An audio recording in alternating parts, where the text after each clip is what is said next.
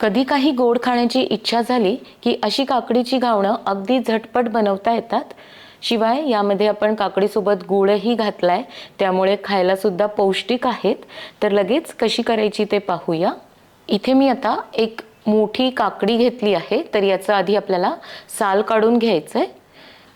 तर आता याचं साल काढून घेतलंय. काकडीचं जे साईडचं असतं ते कट करून पाहायचं नेहमी, कारण काकडी बऱ्याच वेळेस कडू असते. किसणीवर आपण किसून घेऊया. तर किसणीची जी बारीक बाजू असते त्यानेच आपल्याला किसून घ्यायचंय. काकडीची तिखट घावणं सुद्धा खायला छान लागतात. जेव्हा नाश्त्यासाठी बनवायची असतात तेव्हा मी तिखट बनवते आणि गोड खाण्याची इच्छा झाली की अशी गूळ घालून गोड घावणं बनवते. आता काकडी आपली किसून झालेली आहे, तर 1 वाटी मी काकडीचा कीस घेतलाय. पाऊण वाटी गूळ घेतलाय. तर गूळ आपल्याला बारीक किसणीवर किसून घ्यायचा आहे आणि गुळाचं थोडंसं प्रमाण तुम्ही कमी जास्त तुमच्या आवडीप्रमाणे करू शकता. अर्धा चमचा वेलची पूड आणि 1 चमचा तूप लागणार आहे. हा कीस आता आपल्याला तुपावर थोडासा परतून घ्यायचा आहे. तर कढईमध्ये मी तूप घातलंय. तूप मेल्ट झालं की हा कीस घालायचा आणि 2 मिनिट आता याला लो टू मीडियम फ्लेमवर परतून घेऊया. असं परतून घेतलं म्हणजे काकडी थोडीशी नरम होते, आकाराने सुद्धा कमी होते. लो टू मीडियम फ्लेमवर 1-2 मिनिट परतून घ्यायचं आहे आणि नंतर आता 2 मिनिटासाठी यावर झाकण ठेवूया. एक चांगली वाफ काढायची आहे. तर आता 2 मिनिट झालेली आहेत. काकडी थोडीशी आकाराने कमी झाली आहे आणि नरम पण झालेली आहे. यामध्ये आता गूळ घालूया. गूळ आपल्याला फक्त वितळून घ्यायचा आहे, फार याला शिजवायचं नाही. जास्त वेळ जर आपण गुळासोबत या काकडीला शिजवलं तर मिश्रण कडक होतं. तर आता गूळ इथे मेल्ट झालेला आहे. शेवटी अर्धा चमचा वेलची पूड घालूया.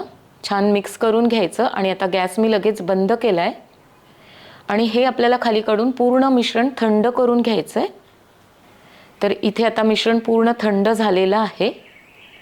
यामध्ये 1 कप तांदळाचं पीठ घालूया आणि पाऊण कप बारीक रवा घालायचा आहे. अगदी चिमूटभरच मी मीठ घातलंय.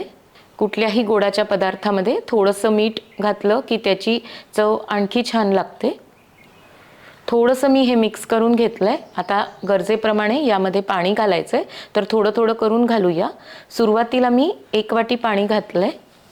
आता आणखी 1 वाटी घालून सगळं हलवून घेऊया.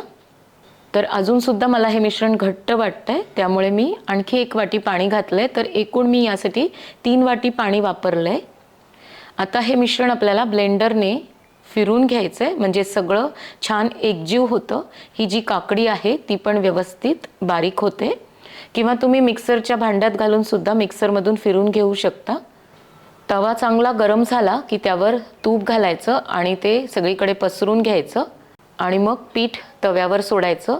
तर इथे मी एक फुलपात्र घेतलंय, याने पीठ सोडायला सोपं जातं.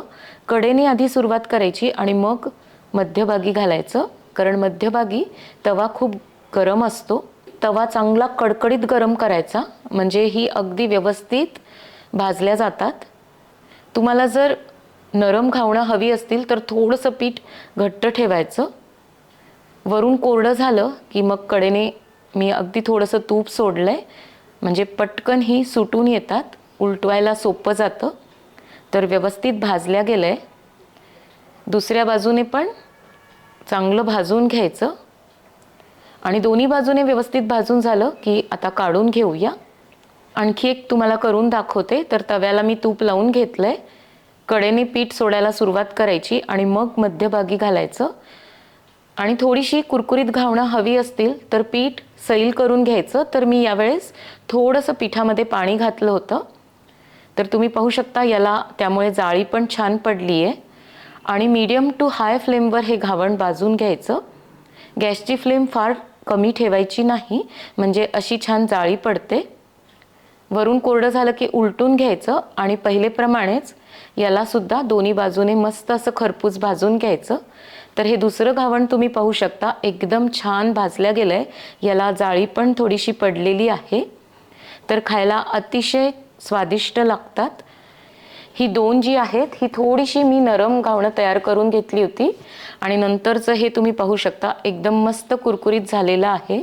तर अवश्य करून पहा आणि केल्यानंतर कशी वाटली रेसिपी कमेंटमध्ये जरूर कळवा. आवडली तर लाईक आणि शेअर करायला विसरू नका. पुन्हा भेटूयात.